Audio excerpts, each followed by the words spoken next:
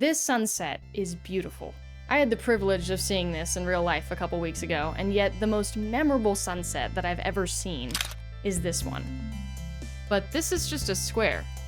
You know that? A square that moves in an extremely predictable pattern, and it's maybe like 3 colors at most. But this square, the Minecraft sunset, has just as many emotions and memories tied to it as even the prettiest of sunsets that I've seen in real life, or the most realistic sunsets that I've seen in video games. That alone, as well as every other graphically simple or low poly game that I've played and loved, makes me wonder just how much good graphics really matter. Because there's been this obsession lately in the gaming world, and the movie world, and the movie adaptations of games world, because that's a thing now, with just making things look as accurate and true to life as possible. Photorealistic textures you feel like you can just reach out and touch, insanely accurate reflections and lighting. It's stunning. It's great. I mean, I love being able to be in a game world and see every single follicle of hair in someone's beard or like their head. But I can't help but wonder how many Minecraft sunsets we're missing out on in the pursuit of just mimicking real life. I think about this stuff a lot when new AAA games get announced, because over the last 20 years in particular, good graphics have become such a massive selling point. Like a reason that you should buy a game is because of the graphics. For a long time, that made sense because it was very noticeable. Crysis in 2007 was a massive leap. And then in 2015, we got The Witcher 3. That was just a graphical marvel for its time. You could throw Skyrim in there, or you could look at the progression of GTA games over time. The release of every single one of those games just made you go, wow. It was shocking to see how good things continued to get and how much more realistic graphics were getting year by year. There was always that thought of, okay, it can't get better than this.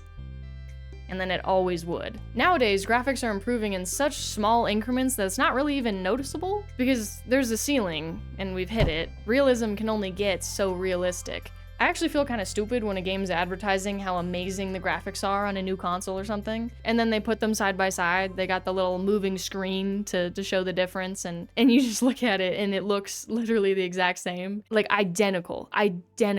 A big way that games used to stand out was just by looking better than everything else. But that doesn't really work anymore. So that begs the question, what does? What does that next step really look like? Well, I'm so glad you asked. There's 2 parts of the word video game, right? There's video and there's game. For years, we have focused on the video part of making things look as good as possible. But now that we're at the point where improvements barely register, and over time they're just gonna matter less, we have to focus more on the game part. The less that studios can rely on good graphics as a reason for players to buy a game, the more they'll have to make genuinely good games. We are entering what I think of as the romantic era of gaming. There was a time from the Renaissance era to neoclassicism where artists cared a lot about technical perfection. Overall accuracy, anatomy, proportions, just making things look correct. But eventually, the same as every art movement, there was a reactionary movement, and the focus shifted towards art that made you feel. Art about emotions rather than perfection. That was the romantic era, and that is what I think video games are starting to feel like now, because we're so used to seeing good-looking games. We're not abandoning good graphics and nice-looking games, but those aren't the things that stand out anymore. Now it's the personality behind games, the way it feels to explore, the way that a unique aesthetic brings you to what feels like a different universe, or the things that have just never been done before. It's really the same thing that we're starting to see with animated shows and movies now. Animation quality over the last 20 years has absolutely skyrocketed, and you are able to see an insane amount of detail on anything. I noticed this when I watched The Secret Life of Pets. The fur on these creatures is abundant. There is a lot. You can see every little follicle. And that's cool, that's fun to see, but do we need that? Compare it for a second to the more recent movie, Hoppers. The animals in this movie have fur, but it's not necessarily realistic to the textures of those animals. The beavers look like they're made of felt, and lizards look more like they're made of clay than scales. It still feels modern and high quality, but it's so much more different and fun to look at. For the record, that does not apply to the humans in this movie, because they've got that, the Grubhub art style going on. Puss in Boots: The Last Wish, I also noticed the same thing though with the fur texture. It's not like Hoppers, but it's also not like Secret Life of Pets. When you look at the character of Death in this movie, who's a wolf, and you look at his snout, you'll notice that it's like a painted on texture. It looks really good, and that's of course coupled with the frame rate variation that this movie has and its use of pop color. Pure realism in this case wouldn't just be unnecessary, but it would take away from what this movie's about and all the themes of life and death. It is inherently very abstract. Just because you can render every piece of hair in a movie doesn't mean you have to, because it's not real life. It's animation, it's art, or it's a game. The hair that's on Mario in the last Super Mario Odyssey movie, specifically like the promotional posters, they spark quite a debate, because if you zoom in, you can see every strand of Mario's hair. And last time I was at the movie theater and I saw the Super Mario Galaxy promotional posters, I noticed the exact same thing. Oh, he's smooth. The scales. Oh, you literally can see the scales. Peach's hair is also so meticulously rendered. That one is just really weird when you see it in real life. The art director of Super Mario Odyssey talked about this, and he described how they just kind of decided to see Mario through this more realistic and filtered lens. When he was reflecting on how much effort it took to get this level of realism, the art director said, and I quote, "There were so many new issues we had to tackle when attempting this updated design." Issues. None of these things had to be issues. Especially if this level of detail is delaying the game in the end or making it more expensive to make, which, I mean, I would bet it definitely probably is. Mario 64 Mario is just as Mario Odyssey Mario, and he is just a little hexagon with legs. This game didn't just give Mario a unique characterization that would carry on into all the later games, but it felt immersive and fun, and it didn't need good graphics for any of it. In fact, the bad graphics actually accentuated what this game was. It isn't serious, it's Mario, it's fun, it's whimsical. You bounce multiple feet in the air every time you jump, and you yell at every little opportunity. The bad graphics here were, of course, because this game came out in 1996, this was the best that they could do, but I really feel like if this game came out with the same hyper-realistic, perfectly smooth graphics that modern Mario games have, it just wouldn't hit the same. There's a sense of personality and fun that comes from seeing imperfections and seeing the limitations holding something back from realism. Seeing all the stretched textures from so many of the games in this era. At least they let your brain actually fill in the gaps of what you're looking at. Hyper-realistic textures like the grass in Mario Odyssey, you don't really get that fun. You don't get to feel like you're escaping to a fantasy world that is truly nothing like the real world. And the more that we move towards realism, the more I am gonna miss that. To any aspiring developer, that is inspiring beyond belief. To know that even a game without insane models can still be loved 20 years later when those good models become the standard. But you know what really makes games better, especially for developers? Learning how to code with BootDev, today's sponsor. BootDev is a place that you can learn to code, except it feels like a game instead of a class. So instead of watching tutorials, you're progressing through this whole RPG style system. You're leveling up, getting XP, completing challenges, and unlocking things. It scratches that same itch that games do, which is great for low attention spans like myself. I do a lot of coding in my own time, obviously, but BootDev still just keeps things fresh and gives me a place to learn new things that I might have never explored otherwise. There are so many unique activities and courses on all sorts of fun stuff. So whether you're an absolute coding beginner or not, you will find something. Also, they've got this guy named Boots. He's basically your built-in guide, and the cool part is that he won't just give you the answer if you get stuck. He actually helps you figure it out so you don't just copy and paste your way through everything. You can try pretty much everything for free on BootDev and see if you like it. And then if you do, you can use code juniperdev to get 25% off the first year of your annual plan. But either way, check out the link in the description, check out BootDev, see if it's your thing, and use code juniperdev. Thank you so much, BootDev, for sponsoring, and let's get back to the video. Now, in terms of visual imperfections making a game better, I felt that firsthand pretty recently when I did the last Bracky's Game Jam. I was gonna do a whole video on it, and I might still, but I basically made this construction simulation game. You controlled two arms of a crane to try and create the pictures shown to you. The theme of this jam was strange places. So, this is Strange, like that's his name, and as you can see, he's placing. Yep. I worked on this with my friend Ari, and we have a tendency to interpret the prompts as literally as possible, but anyway. The art that I made for this game is a very wobbly doodly style, because we didn't have a lot of time. But originally, there was no animation to anything, it was very static. It wasn't horrible, but I wasn't super proud of it, and I wanted to make it better. That threw us into a bit of a dilemma. I could spend a bunch more time trying to get nice, properly shaded, good-looking pixel art to compete with all the other gorgeous entries in this jam. Or We could just lean into the goofiness of this concept in the whole game and just redraw the same sprites on top of each other to make them wobble. Doing that gave the game a handmade look, and the messy graphics really matched the vibe. I want more games to do that so we get more Mario 64s in 2026. Art style is a tool, it is a weapon, but the blade of that weapon gets a lot duller if we try and make things realistic just for the heck of it and because we feel like we should, instead of choosing a style and wielding that to make a visually timeless game.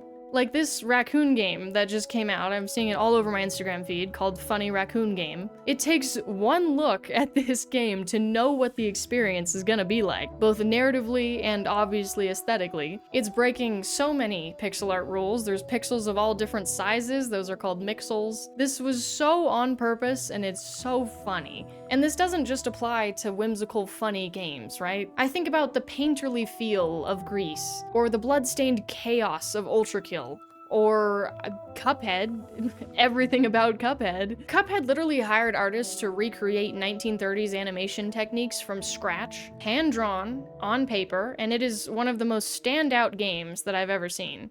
Now, putting that excitement aside, there's also something really cool that can happen when you combine realism with stylization. I have a lot to say about this, but we're gonna start with Mirror's Edge. Okay, look at this one shot. The reflections here are very true to life. You would definitely call this realistic in the way that a lot of AAA games are. But also, look at how white everything is. And then there's this one pop of color with the yellow. And now look at the rest of the game. The bold primary colors clashing with the white background create such a cool, futuristic aesthetic that is still gorgeous and realistic, buzzword of the day, but also really recognizable. Recognizable from the graphics, not the world design.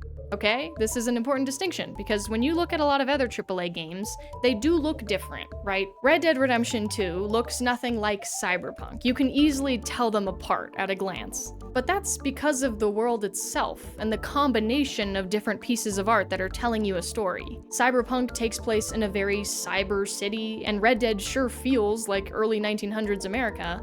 But the stylization there comes from something a lot more complex than just looking at one red pressure valve in Mirror's Edge and knowing that it's Mirror's Edge. Breath of the Wild accomplishes a similar thing because it's very soft, ambient, it's very low contrast. There's no strong outlines, there's not a lot of noise to the textures, colors are muted but still very luscious. Those are all decisions that definitely make it less realistic than Mirror's Edge. But when I think of this game, I can picture one tree from this game in my head, and it sure looks like it's from Breath of the Wild. As much as I love Red Dead, I can't do that, because a tree just looks like a tree in this game, which could be a myriad of trees in any other realistic game, unless you put it in with the rest of the world, and then it makes sense. You see what I'm saying? We get in the picture now. So I love Breath of the Wild and Mirror's Edge for its creative direction. I love games that take the risk and really pave a unique visual identity for themselves, because it really is a risk. Going for realism, if you're a AAA studio who has the budget, is just safer. Photorealistic art, for example, looks good to most people. The average, untrained eye can look at this and go, okay, yeah, that looks nice. There's a clear metric, and realism has the most objective assessment out of probably any art style because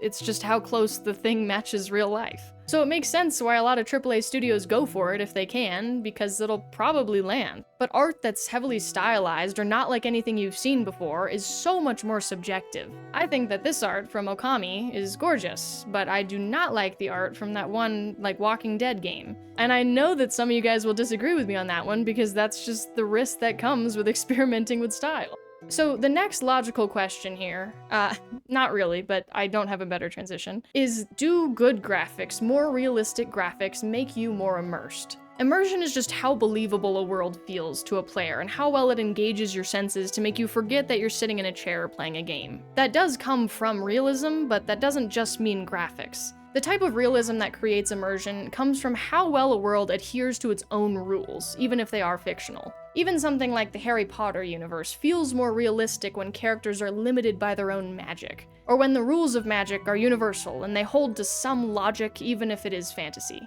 But of course, good graphics probably help that feeling, right? Well, I put that to the test by playing Clair recently. An absolutely gorgeous game. I'm not gonna spoil it, of course, but I mean, just look at the lighting and the particles, the composition of every shot that you see from the player's perspective. It's games like this that really do emphasize that video part of video game. Well, when I played this game, I played it on my Steam Deck, so it looked more like this.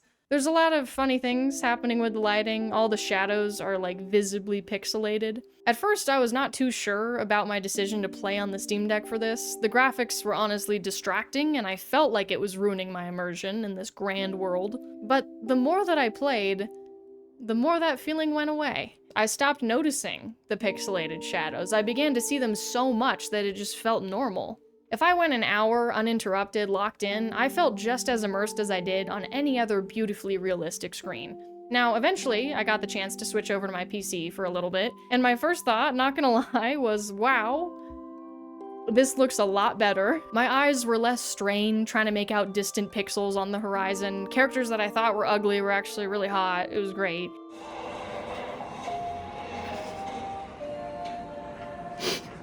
Did you win? No. But then there I was, an hour into playing, and the same way that I had stopped constantly noticing the bad graphics on my Steam Deck, I stopped noticing the good graphics on my PC. The sunlight was beautiful, but eventually it became just light. Beautiful textures were something I expected. The shadows on PC weren't pixelated, and that was great, but eventually even they were just shadows. Of course, every now and then I would definitely be hit by some incredible view and I'd pause and really admire it, but between those moments, I was no longer caught up on the video part of the term video game after all. Just the game part. That shows how good a game Clair is, but it also proved to myself that bad graphics will not affect how much I enjoy an experience. Mario 64 definitely proved that too, but Clair was not meant to be experienced this way.